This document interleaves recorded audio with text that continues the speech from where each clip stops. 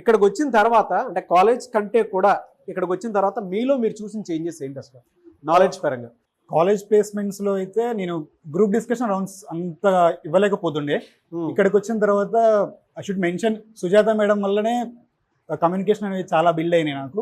Group డిస్కషన్స్లో very much efficiency ఇవ్వగలుగుతున్నా.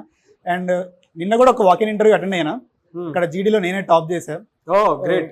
Technical round దాకా వెళ్ళా. For some reasons referral issues వల్ల తీసేశారు నన్ను. And I'm very much proud that నేను జీడీలో కూడా టాప్ చేశానని చూస్తున్నా. ఎలా అంటే మీకు మీరు ఎన్ని మార్క్స్ ఇచ్చుకుంటారు ఇక్కడికి వచ్చినందుకు?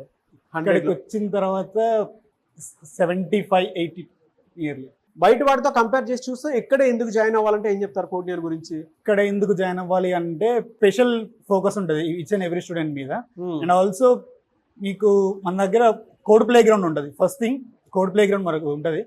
మనకు ప్రాక్టీస్ చేసుకోవడానికి నెంబర్ ఆఫ్ వేస్ ఉంటాయి అనమాట. కోడింగ్ అనేది ఈజీగా ప్రాక్టీస్ చేసుకోవచ్చు, ఈజీగా అర్థం చేసుకోవచ్చు కోడ్ ప్లే గ్రౌండ్ త్రూ.